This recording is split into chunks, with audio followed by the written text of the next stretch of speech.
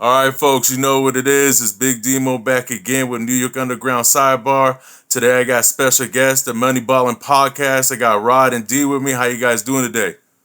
Yo, what's up, man? Doing good.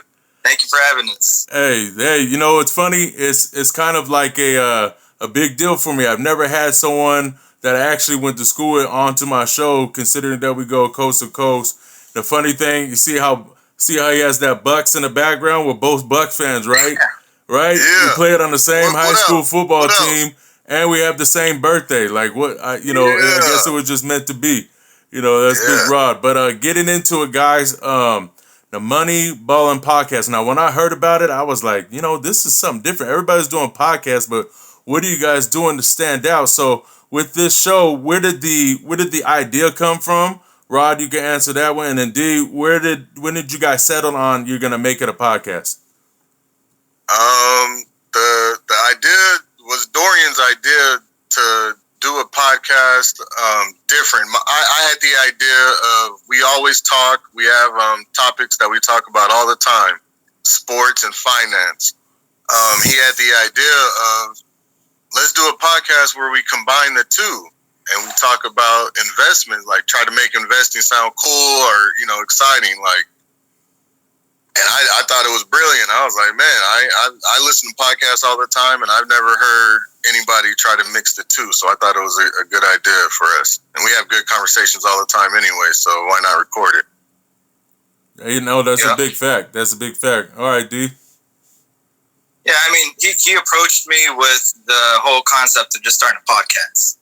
And I'm a pretty private person, so I just initially I was like, man, you crazy like that? No, you got plenty of other funnier, more talented friends than me.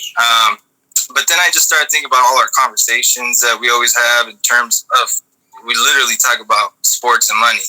It's our favorite topics. And then I started knowing that, you have to have a niche. You have to have some sort of focus. I mean, not just do a random podcast. So when I started thinking about it that way, and I already have a little bit of music production ability. I mean, I messed around with Ableton, and I knew I had the ability to edit the audio. So I was like, shoot, yeah, let's do it. And how are you guys podcasting it out? We use Buzzsprout.com to distribute. All right, I'm not hip to that yet, and I'm sure it's just like a lot of the ones where it freely lets you have a signal and people can tap in, right? Yeah, you get the RSS feed, and then you just go through the distribution platforms and kind of put it out there. So we're on everything at this point, Apple, Google. Oh, okay. So you guys took it to the next level to where it's available just like music is in general. Yeah, you can find us on Spotify, Apple Pod, Google Pod, everything. Yeah, we're on all platforms, and we also have the website, MoneyBallinPodcast.com, where it has all the episodes listed. So as you're making them, you guys are playing them, and then is the show's ending, or is it the same day they both go up, like on the website and live to where people can hear it? I think everything we've been dropping on Wednesdays, and I think the latest, sometimes Google Podcast takes an extra day to vet it, I guess, to make sure it's straight. But usually every Wednesday a new episode will come out. Right on. So here's the thing.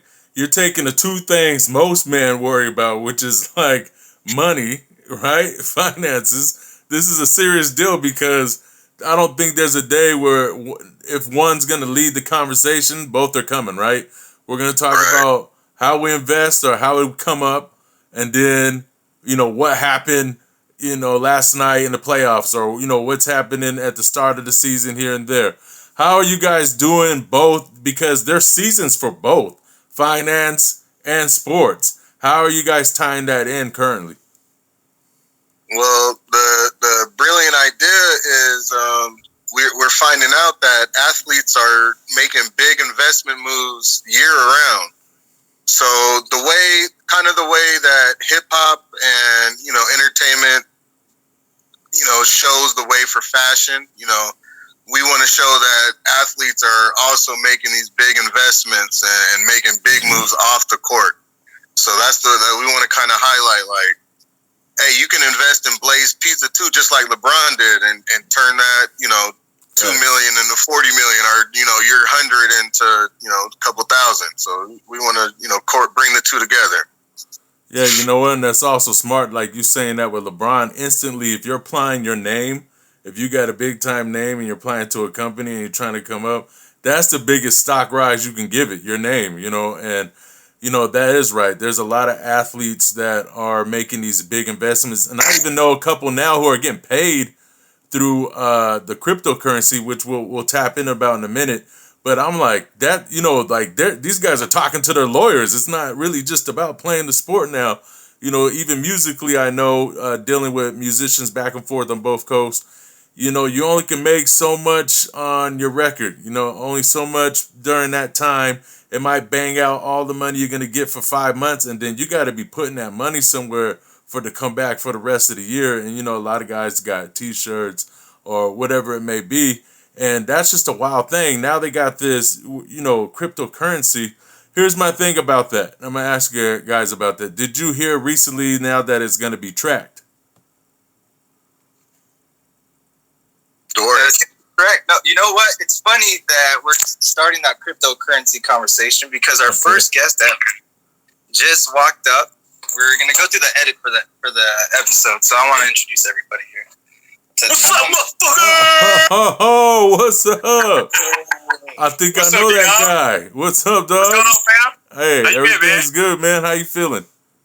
Man, I'm good. Blessed like always, man. That's right, bro. And you're going to get ready to do their show afterwards and bring that conversation to life, huh? Man, I thought you was about to headbutt my ass through the damn hair. I'm not hyped like that no more. But, guys, getting back to that situation, since we're all talking about that topic, the whole idea for me that I was understanding that cryptocurrency was supposed to be a buildup that you could have that nobody's supposed to be tapped into. Now it's like being able to get that giveaway, like, I guess taxes. For tax reasons, it can be followed now. Do you guys hear anything about that? Well, I mean, I figured with Coinbase getting, the IPO and everything, it was only a matter of time before that was going to happen. So I'm not really surprised. Yeah, I don't think anything can actually go under the radar full time. Rob, what's your take on it?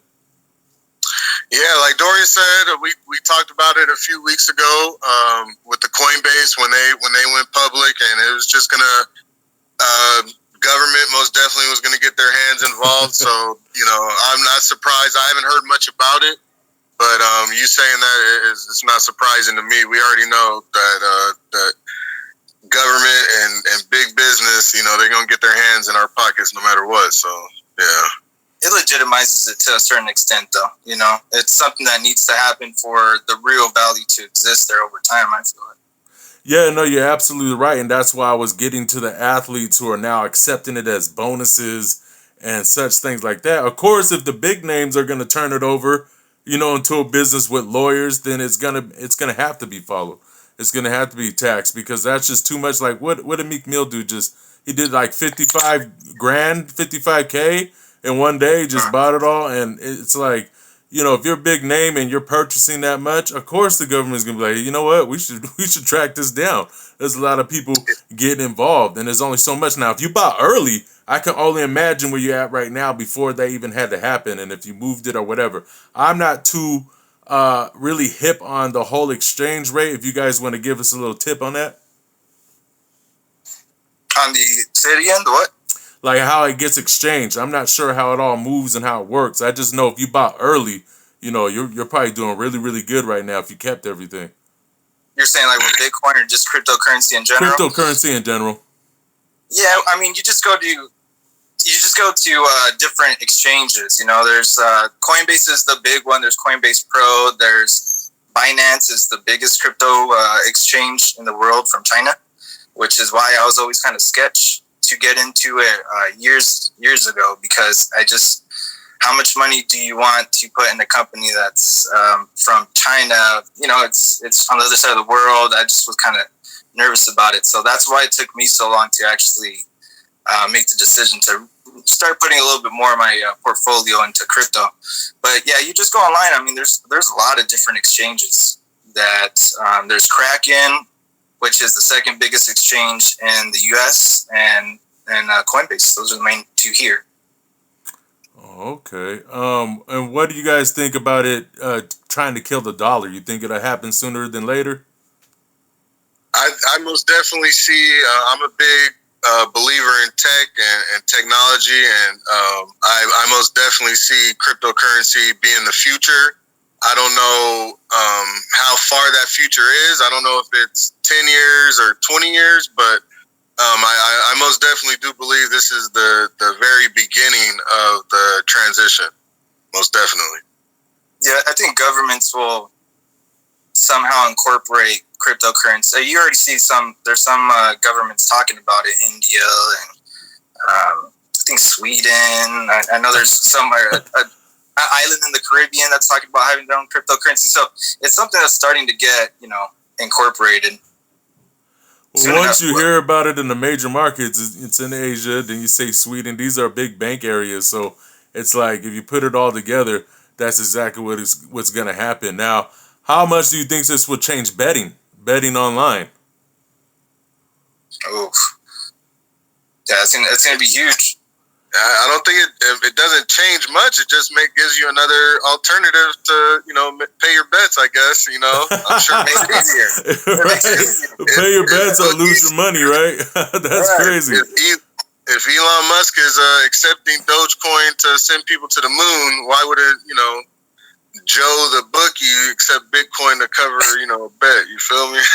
Right, but then it also breaks down, right? It's not like, okay, I got $1. I can make it 4 quarters, or I can make it 100 pennies. But you can break that thing down into percentages, right?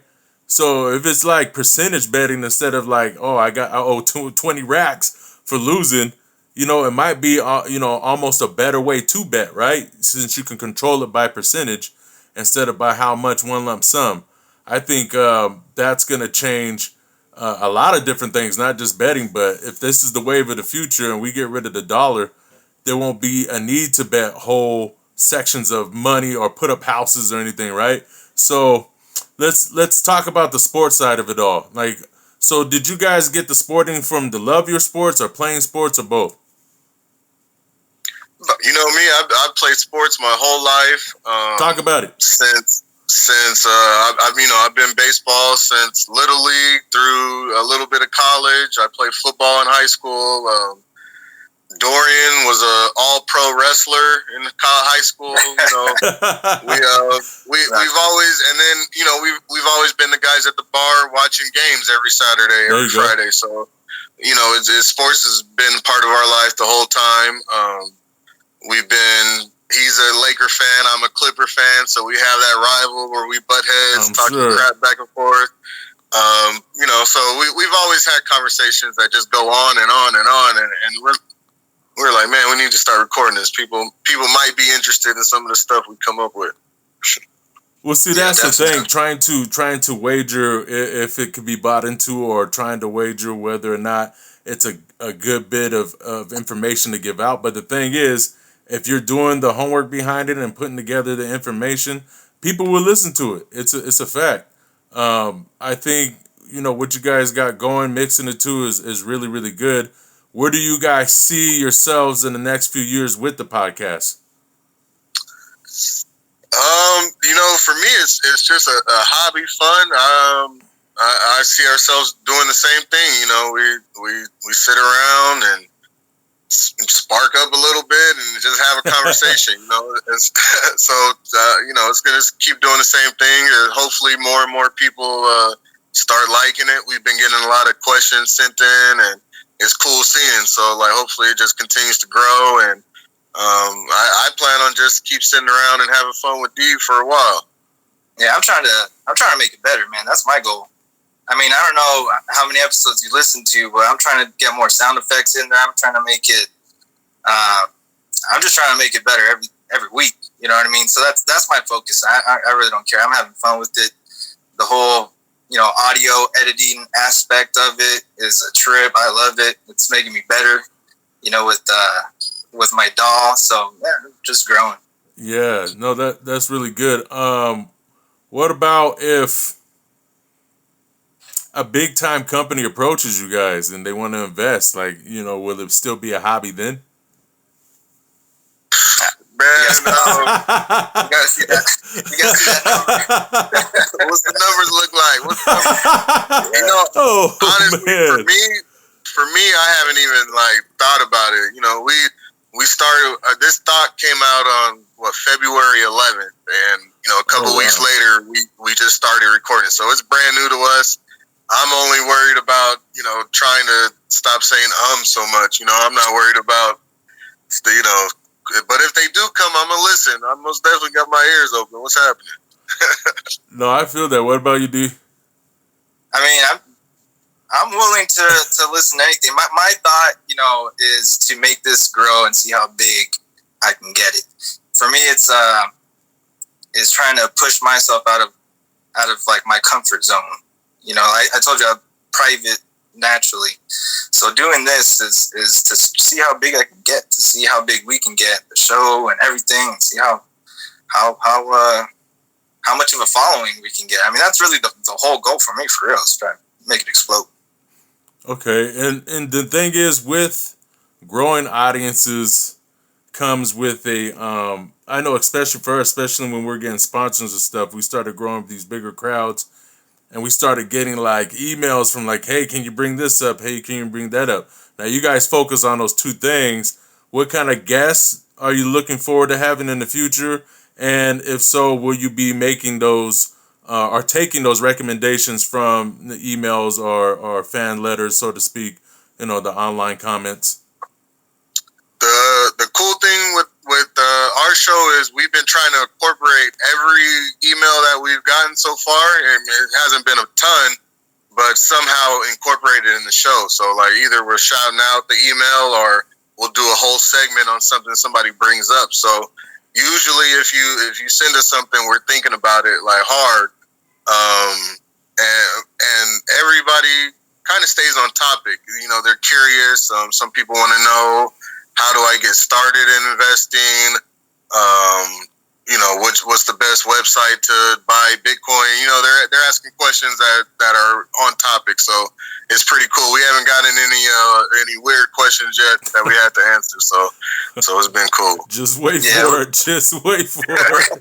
I let Dorian answer all the weird stuff. Listen, there's times at your show you like to spark up, right, and have a good time, but there's somebody during your show who don't spark up. They drink, and their question's gonna come.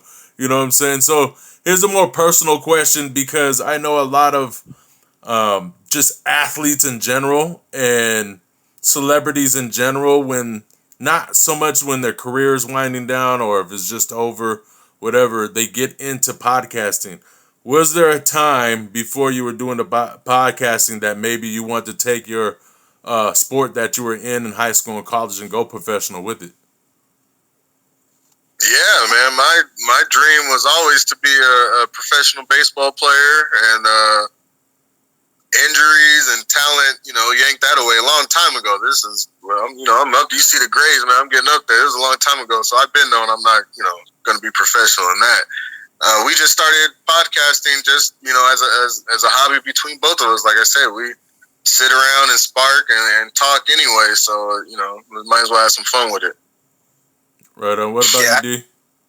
Never had no professional aspirations in sports. I mean, I played soccer and I wrestled, but nah, I never thought I was reality kind of set in early, huh? Yeah, for real. Yeah. That first year of college, if you got the scholarship or whatever, those first few years and create a player in Madden is just dreamy. Like you just you have all kinds of dreams. You think you're gonna make it, give yourself all kind of 5 and 6 year contracts. You just think it's gonna be possible. What's that? I most definitely lived a couple careers through Madden for sure. Right. We just lived through it. Now, Rod, what was it in baseball that made you so hooked to the game as opposed to football? That was I think I went to a Dodger game early. I went to Angels games. I went to Dodger. I went to the Stampede games right here in San Bernardino, you know, so just being at those games, watching it, and that being the first sport I played when I moved to Moreno Valley, Okay. I was just instantly hooked. And my parents actually, because I was bigger than most kids my age, so my parents didn't let me play football until I was in high school. Right. Because I would have been playing with the bigger kids, and they were worried about me. But so I just stuck with baseball, played a little basketball here and there, but baseball was always just, I was good at it, and it was always my main focus for sure. Got you, Dorian. So I played soccer and I wrestled, and I could tell you they're both hard practices. Those are both like hard, you know, like when you show up on game day, both of those are hard. What would you say is more challenging, soccer or wrestling? Wrestling. 100% wrestling. Yeah. Ooh. I mean, I would kill everybody when we would go run, do our conditioning before practice, you know. Right. But, there's no question. Wrestling. We actually had a little conversation on our last episode about wrestling and how I used to look in there and be scared, like, that's too much for me. I give the wrestlers the utmost respect, man, for real. Bro, I had to drop out my senior year because I already knew I was getting a scully, so I was just like, look, coach, I came in at 240. I'm 227 right now. This is one day. Like, I can't do it this year. My hamstrings don't even straighten out right now. Like, it's just nonstop moving. And I used to think, like, when we was on a soccer field, and I played fullback in soccer, so I don't have to attack or nothing. I don't have to come flying out. So I'm like, oh, this could be all right. This is easy. No, once I got into wrestling, you're doing push-ups, then you got a mini match, and then you got to run. Like, I was like, geez Louise, man. I heard of being in shape, but really dropping like 15, 20 pounds of water weight one sitting, yeah, it wasn't all too exciting. So here's the thing, guys, with crypto now being on the fold of being in the future, right? What's going to happen with how we produce throughout the world with this crypto? If it takes over, how long do you think it has to get the entire globe in shape to bring the economy where it needs to be with these percentages? So now we're going to have to buy our cars with, these percentages. Now we're going to have to invest in our house with these percentages if it takes over money altogether. How do you think it affects that in our economy trying to grow and stay up? I mean, I think it's going to take decades for us to get there, to the point where it's like grandma knows how to use her crypto from her cell phone or whatever it is that, boy, but eventually I think we're going to get there. Eventually, it's probably going to be us, grandpas and stuff, buying stuff with crypto, but yeah, it's probably going to take at least 20, 30 years before mass adaptation. But I mean, you see, like developing countries already starting to get crypto exchanges and everything. So it's gonna get there eventually. That's my guess. You take on once the USA and countries in Europe have their own individual crypto, I think it'll maybe stable out a little more, and it won't be as volatile as it is now. So we won't have to worry about it. But like Dorian said, that's decades away. We're gonna most definitely. We might not even be here before.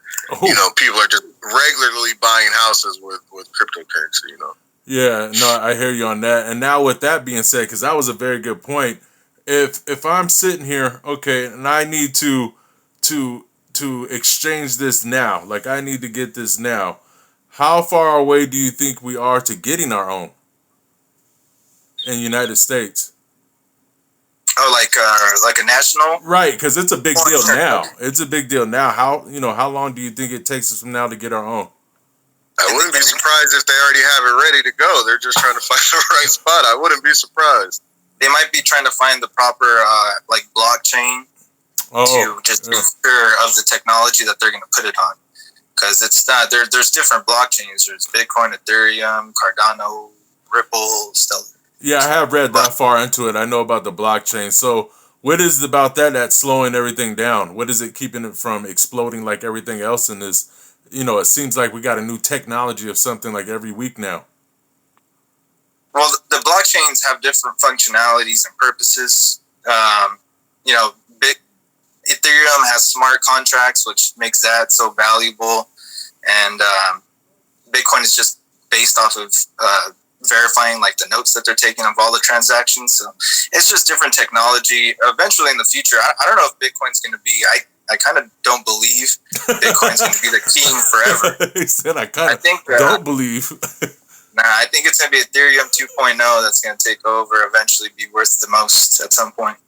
You're not the first person I've heard say that, and I haven't quite got, like I said, fully hip to how it all works in the exchange and stuff, but it's something about that. I think I'm going to keep trying to read up on what you just said, because that's probably going to be, the big turning point. What's your take on it, Rod? As far as what's going to be the main coin, or how far? Like, how far do you think we are to getting it? You think we're close to it? And, he just kind of took it to the extra point of saying which one he think it is. So I'll take both points. I kind of joked about them having it now, like, just waiting. But I'm serious that I believe they have the idea. They're just going to fine-tune all the regulations and make sure they get all the, their money, most definitely have it regulated before it rolls out. So I wouldn't be surprised if it's within the next 5 years that, America has its own, crypto, and then, we'll go from there. But like I said from the beginning, cryptocurrency is the start. A lot of these Doge coins and all the coins that don't have much functionality are going to fall by the wayside, and we'll have a select few that that people know and trust, and then the countries will roll out with theirs, and it'll once that happens within the next 10 years, it's going to start flying for sure. So you guys think like it'll settle on a few high-end ones, and that'll just be kind of like wherever you are in the world, that's who, whatever country, that's what they're working with, right? So say like 3 become the major deal. You just think it'll depend on where you're at? Yeah, probably. Somewhere like you got Visa, MasterCard, right. That are exactly. It's going to be Bitcoin, Ethereum, and whatever that's accepted anywhere you go. You might have something somewhere that accepts this and this, but you'll have your major players that's accepted wherever you go. Wow. It's interesting. I could keep going, but our show time is wrapping up right now. Guys, I want to thank you for coming on the MoneyBallin Podcast. Please give me all your plugs right now. Plug me in where both of you guys are at for everybody out there watching. Real quick, man, I appreciate you. Follow us, subscribe, www.moneyballinpodcast.com. We're on Instagram, MoneyBallin Podcast, Twitter, MoneyBallin Pod, and every Wednesday, a new episode coming out.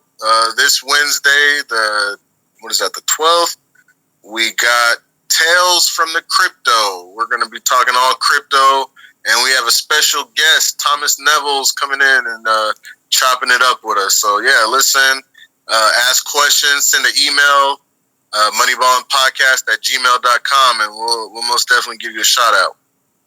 Yeah, rocking all the links. But I appreciate you guys having us on, and even at the time, man. I wish we could talk for hours, for real. Actually, we could. There will more likely be a part 2. There's 30 episodes here.